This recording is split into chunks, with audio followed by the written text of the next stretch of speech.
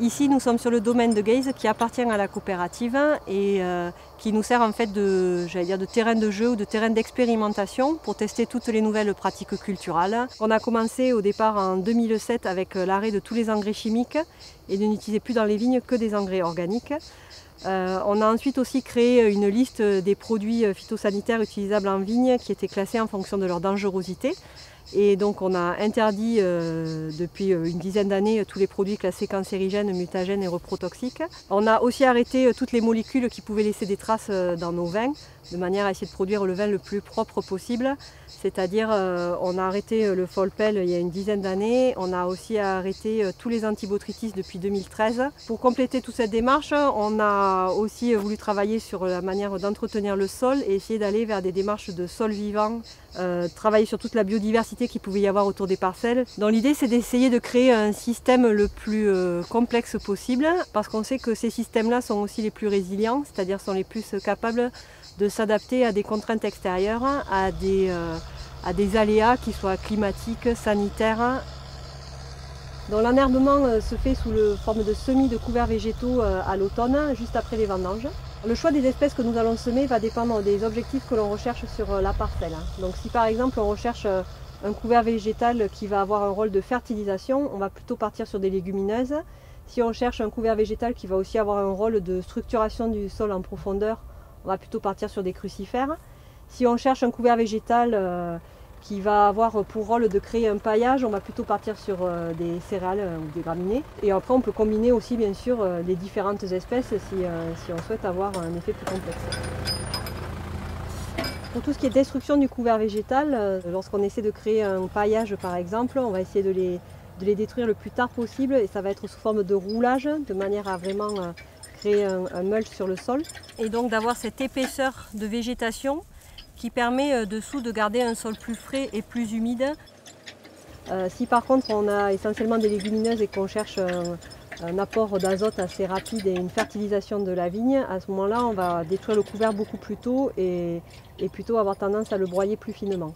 Alors l'idée de faire un rang sur deux, c'est déjà parce qu'on a besoin de pouvoir passer dans un rang sans détruire le couvert végétal, donc pour toutes les interventions mécaniques qu'il peut y avoir dans la vigne. Donc l'objectif c'est de passer préférentiellement dans ce rang qui n'a pas été semé et de garder le rang semé de manière à ce que celui-ci puisse se développer et créer le plus de biomasse possible.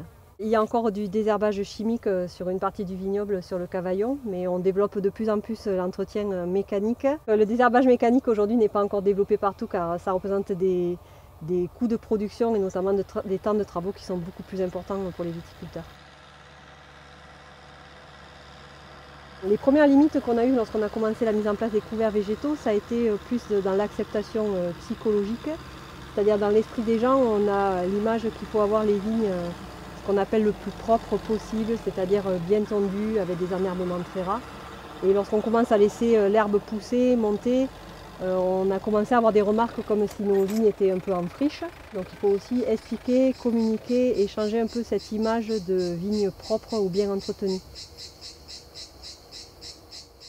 La confusion sexuelle, c'est une méthode naturelle de lutte contre l'eudémis. Donc l'idée, c'est de mettre des diffuseurs qui diffusent les phéromones femelles de ces papillons, de manière à ce que les mâles qui sont présents dans la parcelle ne puissent pas retrouver les femelles et donc ne peuvent pas s'accoupler pour ensuite qu'il y ait une génération suivante de papillons. Il y a la nécessité en début de saison de passer déposer les petits diffuseurs de confusion sexuelle à hauteur à peu près de 500 diffuseurs par hectare. Il y a un plan de pose général pour tout l'intérieur de la parcelle et il y a un doublement de la pose des diffuseurs sur toutes les bordures de parcelles. Pour en vérifier l'efficacité, il y a nécessité de faire des observations dans les vignes. L'idée c'est de regarder est-ce qu'on retrouve des pontes sur les grappes, est-ce qu'on trouve des perforations. Il y a aussi en parallèle des observations que l'on fait sur la vigne, il y a aussi des pièges qui sont installés un petit peu partout sur le vignoble.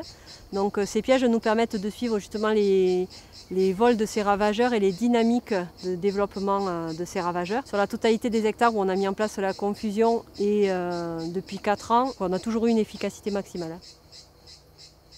Les nichoirs ont été posés pour tout un axe de travail biodiversité. Donc on a travaillé pour cela avec une association qui s'appelle la Cepanlog, qui nous a fait un relevé faunistique et floristique et qui a pu nous conseiller en fait, sur la pose des nichoirs là où c'était le plus opportun de les positionner et le type de nichoir qu'il fallait positionner en fonction des espèces recherchées.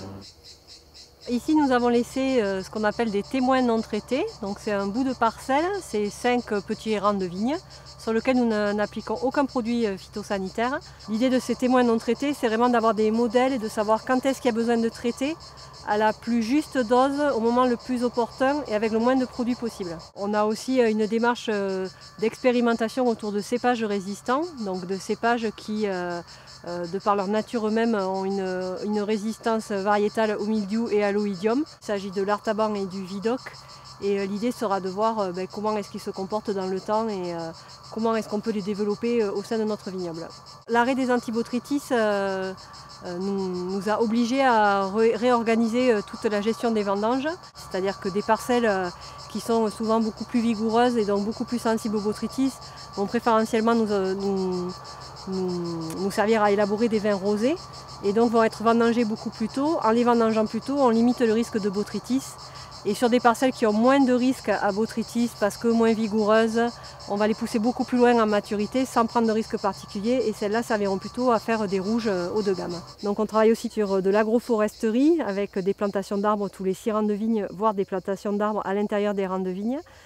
Sur bien sûr couverture totale des sols et là aussi l'idée c'est de pouvoir aller vers un vignoble sans aucun intrant dans le futur et qui soit en équilibre, en résilience complète avec le milieu. Cette démarche que l'on mène depuis une grosse dizaine d'années nous a permis de réduire fortement nos IFT, donc nos indices de fréquence de traitement.